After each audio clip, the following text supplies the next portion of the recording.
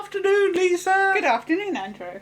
More Capaldi, but Christmas. Capaldi? Peter Capaldi, but Christmas Capaldi. Yes, we thought as it's Christmas week, we'd do one Christmas special. We'd better do a Christmas special, hadn't we? So we've picked Doctor Who and the Rivers of Husband Song. Yes. Or some because it's combination of those words. Because it's sort of part of his second series. So. Yeah, okay.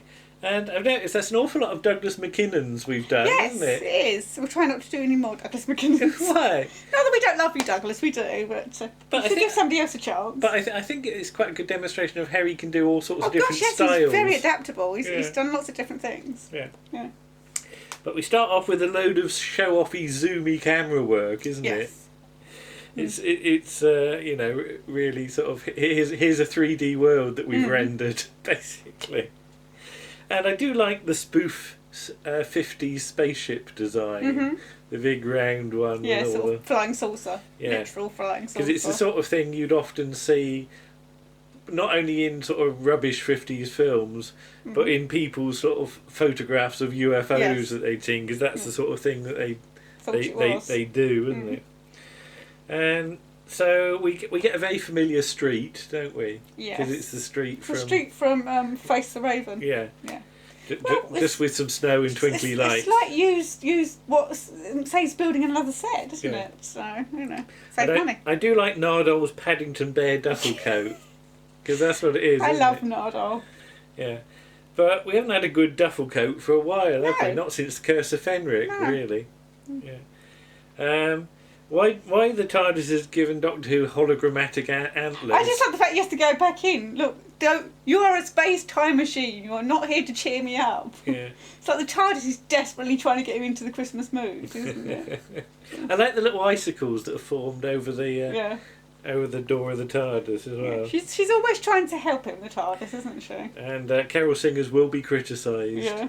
Wonder what he did. Did he like score them out of 10? Did he hold up little numbers? Yeah, like on Strictly Come Dancing. That's the one. He probably told them they were awful.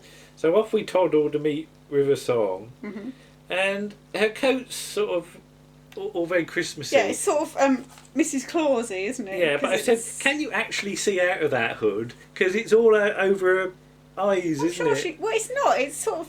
Yeah. It's to cover her face so the Doctor can't see her until she pushes the hood back. If a bird flew overhead and she wouldn't see it until it was. Why did she necessarily see a bird flying over her head? Well, haven't you had a bird give you a present at Christmas? Ploop. That's the first thing in my head. That's assuming there are birds on this world. Okay. It's a human colony. Okay. Can't even say that. And this whole thing about the Doctor's timeline, you need a bigger flow chart. Because he assumes when she says my husband is dying that he's going to see himself, doesn't he? Not himself, but one of the other Doctors. Matt Smith, presumably. But River herself, fans go around making sort of diagrams. Somebody made a flowchart and it's terribly complicated. Yeah, and you can find them online, can't you? Yeah. So we got snow in the title sequence and lots of baubles floating about. As planets. Yeah. But no sleigh bells added. I thought there was sleigh bells on this one. I don't think there is. Yeah, I'm sure there is bells. All right, okay. But I said, well, even if there are, it's what I did this year as well then. Yes. Because I added sleigh bells to our theme tune. Yeah. Well, they weren't really sleigh bells. Well, even South Today's got sleigh bells in its music. Yeah. Which is odd. But, but this is Greg Davis. Greg Davis. Davis or Davies? I'm not sure. Yeah, don't it say on the back? Well, it's spelt Davies. I don't know if it's pronounced. I'm sure he's always when he's on QI and Would I Lie to You, it's always Greg Davis. So.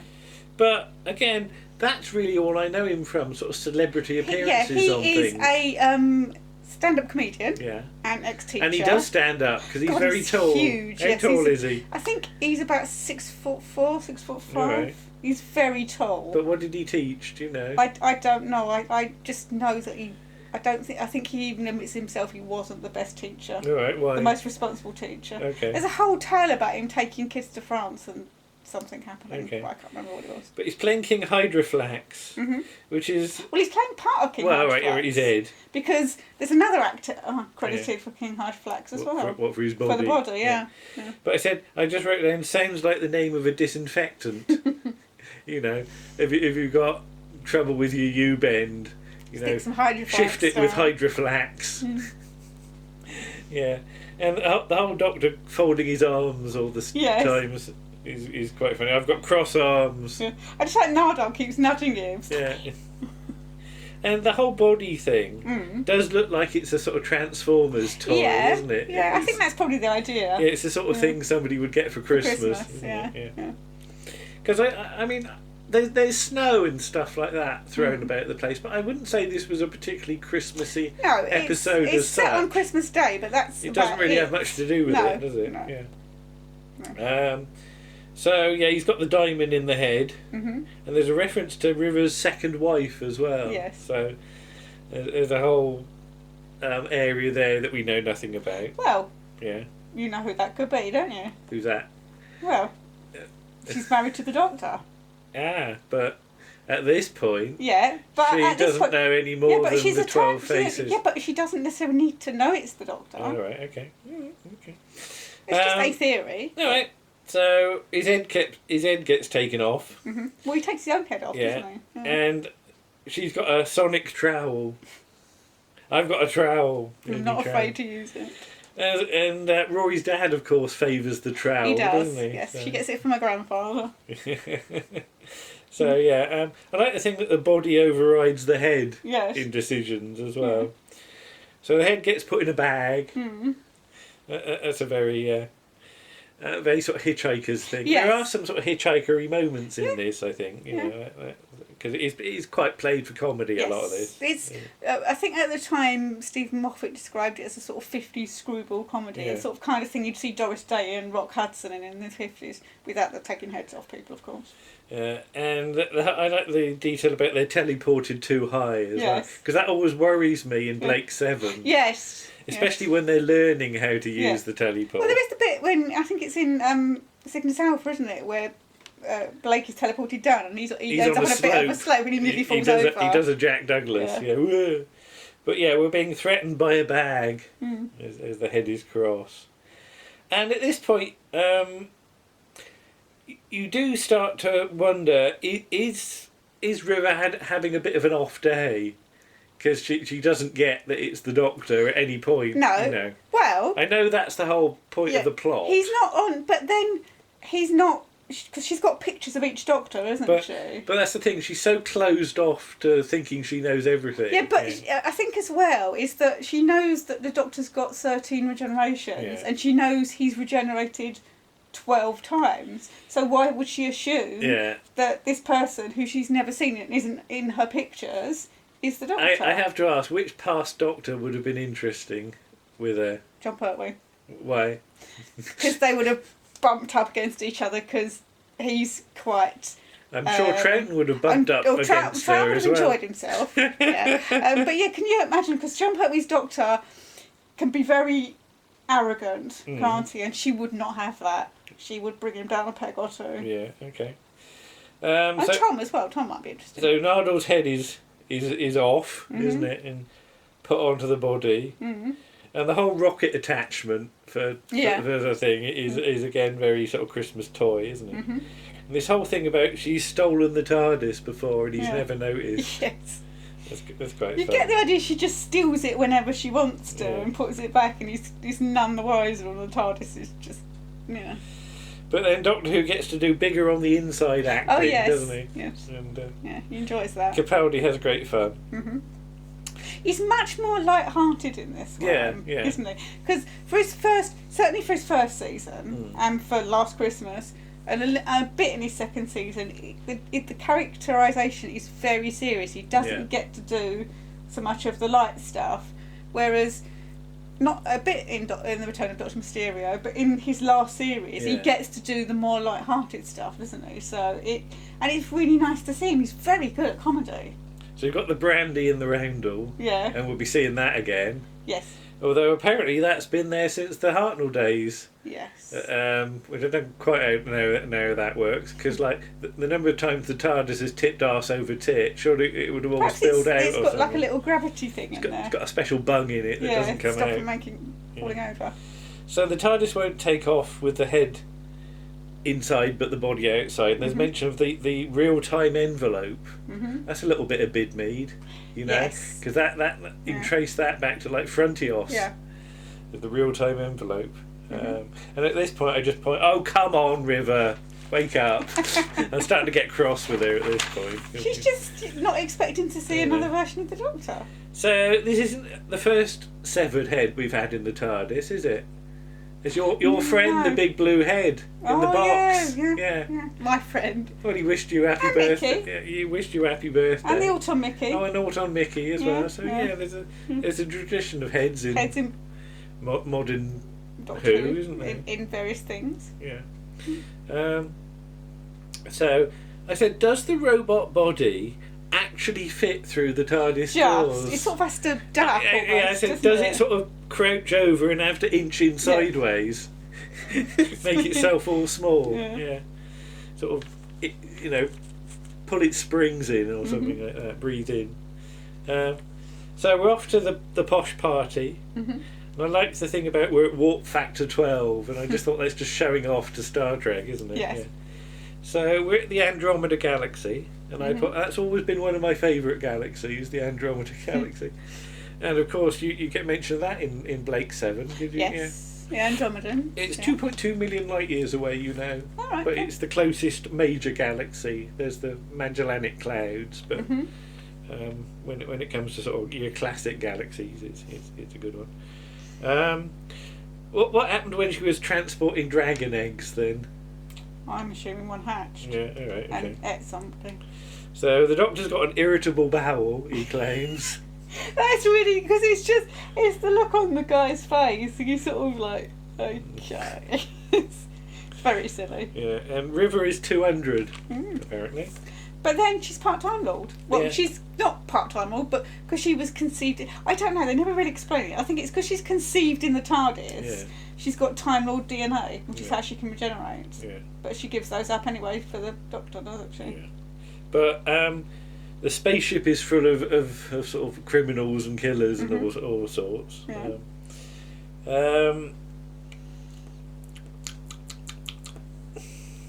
Can't read your writing. The River's diary is nearly full. So how does the Doctor know how big a diary to actually give her? I don't know. Because that implies that he has the knowledge of her and him, doesn't it? I don't know. But Matt Smith gives her the diary. Yeah, I know. So he knows when she's going to die, because he's already experienced this. Yes, David Tennant. but he doesn't know how long that's going to be in her timeline, does it? I don't know. It's best not to worry about these things. It's a great idea, but if you start to rattle it, don't. I don't know. You start to rattle any Doctor Who, it's likely to fall apart. Yeah. So you got the thing about the buyer for the diamond. And the bloke opens his head, and of course we'll see these fellows again. Again, yeah. Because when they return, there's an implication that we're going to see them for a third time, isn't there? And it never really do. happens. No. So I just wondered how planned out it all was. Yeah. And I don't know. And the whole thing about all the and I just put ugh sticky when he opens his head because it's really all disgusting. All tacky, isn't it? It's sort of slime. Yeah. And I said that the thing with the restaurant and all the diamonds, all the diners are the same. Yes. Is an echo of Deep Breath, isn't it? When they're in the restaurant and all the clicky men. All the clockwork the people. Clicky men. The clicky men, yeah. Stop that clicking. And the sort of the Doctor trying to stall as well. Yes, desperately. There's a thing we have to check. Really badly as well. I know. And the whole sort of when the head is revealed and start the bidding for the truly devout, and that's nicely cynical. Yes. The more devout you are, the more likely you are to pay for it. So the body comes in and scans the head, and it says you need a new head. Mm-hmm. I'm surprised they didn't do the joke, if you want to get a head. And it zaps the head, and it turns into ash. Yes. Although the diamond is completely unscathed. Yeah. And this worried me from a chemistry point of view, because you can actually burn a diamond. Right. I think perhaps Stephen Moffat didn't realise that. Lavoisier, the chemist, did an experiment where How hot does it have to be, though? I think in pure oxygen, it's something like 800 degrees C or something. So, you can do it. So but that's in pure oxygen. I just wonder as well. This is turning dark, but I just wonder what temperature it takes to. Well, exactly. I know. Cremate something a head effectively. like that. Yeah. So, it's obviously just perfectly tailored just to destroy the tissue and not the diamond. Yeah. But if you want to try it at home, don't. What? Don't burn diamonds. Don't burn diamonds. Don't burn heads. Okay.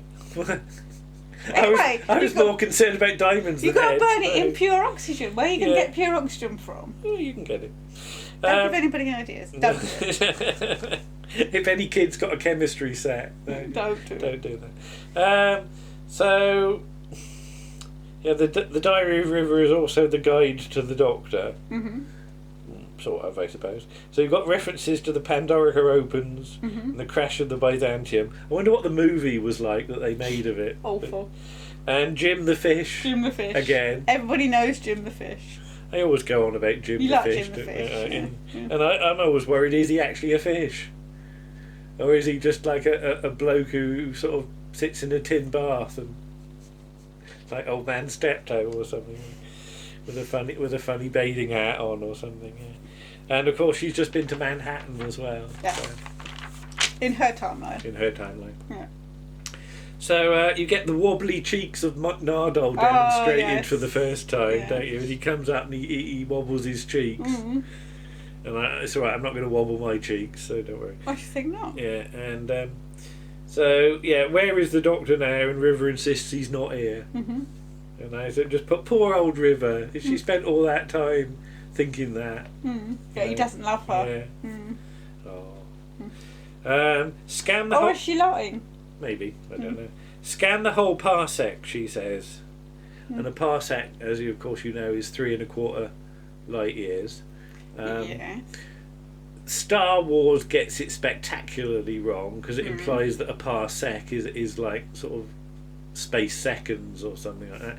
This is a better use of parsec, but to be honest, it's only a really useful measurement from the Earth when you're observing stars, because it's to do with like when the Earth moves in its orbit from one side to the other, how much the near stars move. So it's good for observational astronomy, but it's a weird one to use if you're on an alien spaceship, because they're all going to go, what's a parsec? Because it's very much an Earth-based unit of measurement, and it on a different star system you'd measure it a different way. So I will point out this is in a fictional universe where I know, there's a moon. But a moon that's an egg. I'm a science boy, doing me science. Doing me science thing. You're the history one. Right. I'm the science one. All right. Okay. You're Barbara. I'm Ian. Okay. I need puffier hair then. You need what? Puffier hair. All right. Okay. You're gonna be Barbara. So you get the realization, and you get hello, sweetie. And 2:00, a meteor strike, and we're back at Time Heist again. Yeah. Where something's been planned using knowledge of the future of a thing that's going to go wrong. But I do like the line, I'm an archaeologist from the future, I dug you up. So the bank connection doodah zaps the robot's body. I'm amazed it fits the net connection so easily. And B, would it actually do that, or would it just sort of just not allow it access to the banks? I don't know if you type the wrong access code into your online banking, your computer doesn't explode, does it?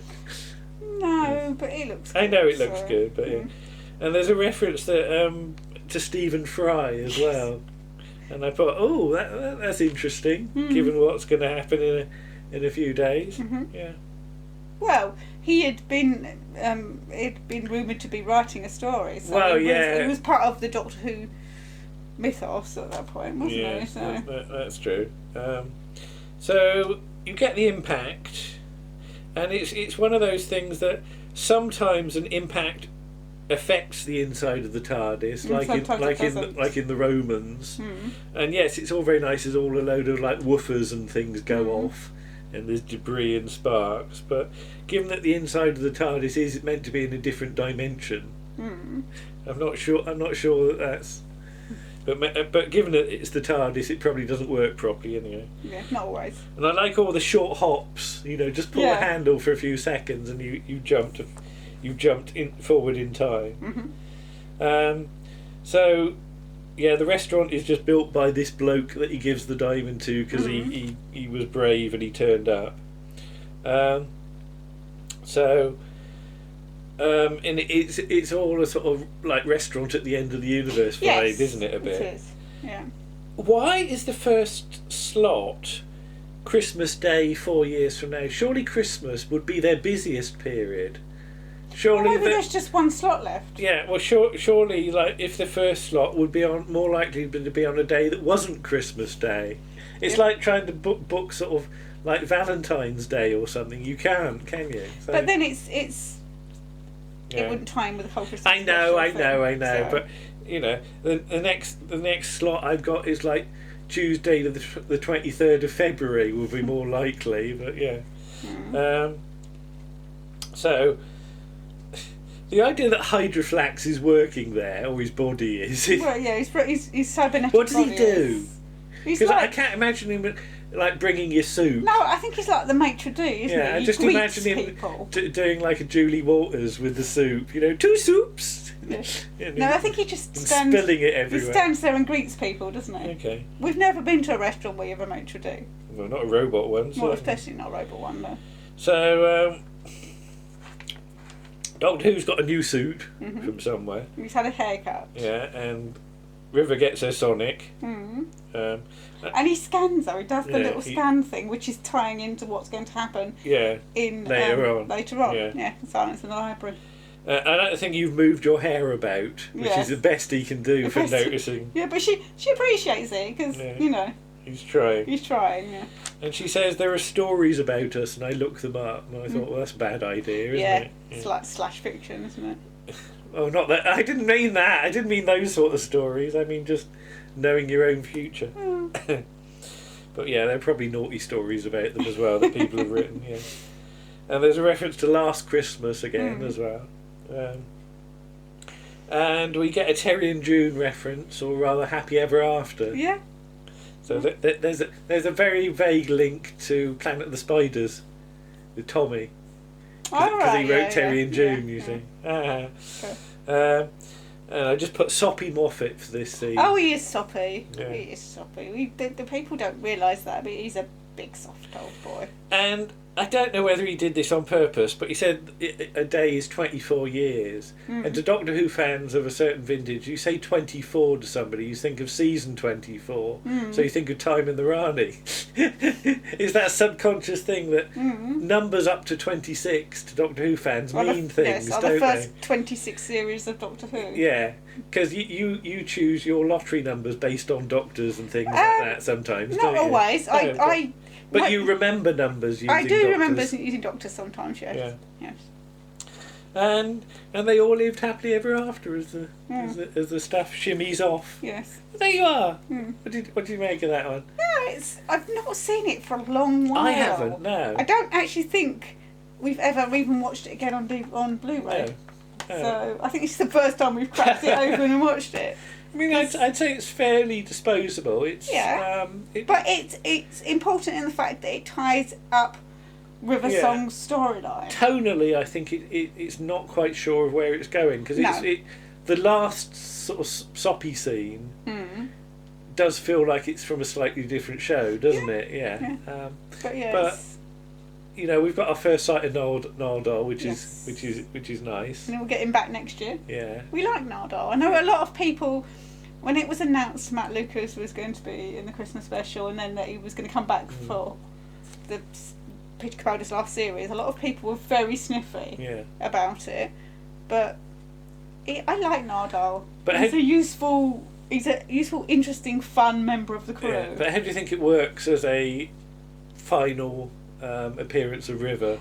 I think it's nice. It's tied it up all nicely. The final appearance if it is, there's always rumours that she might pop up again, but I'm not sure Chris Chibnall would do that because she's Stephen Moffat's creation. I think a lot of it's wishful thinking from people. But I like Nardole. Yeah, he's fun, and Matt Lucas gets a lot of criticism about his performance, and he says, "Well, I don't care because I was in the TARDIS, and you weren't, and that's all that matters." That's all that matters. Fair enough. All right, so that's that one done. Yes. So we do one more Capaldi. Yes, we've got one more Capaldi to do from his last series. We've just got to decide exactly which one we're going to do. I think we know. All right. But and then we'll see. And that'll be on Sunday. Yeah. And then we'll be back for the new series of Doctor Who starting on New Year's Day. It's almost as though we planned this. Almost. Bit jammed in at the end. Yeah, I was going to say it was slightly ran out of time a little bit. But I think we got it fairly well. Worked out. I think it's because a couple of times we did 2 stories for some of the classic era Doctors. Yeah. But if we hadn't done that, we would have finished too early. No, that's the thing. I wanted to get it as close as we can. It's better to have to jam something plus or minus a week. I think that was a fairly good guess. And of course, we didn't know. We didn't actually know when we started. No. When Doctor Who was going to come back. No, it's not like sort of we got rung up and told. No. But it was I think a fairly well informed guess. Educated guess. As much as you can. As I say, slightly jammed in at the end to get all of Peter Capaldi's seasons in, but we will do it. Yeah. Okay. Yeah. Well, there you are, and we'll see you again. Mm-hmm. Bye-bye. Bye.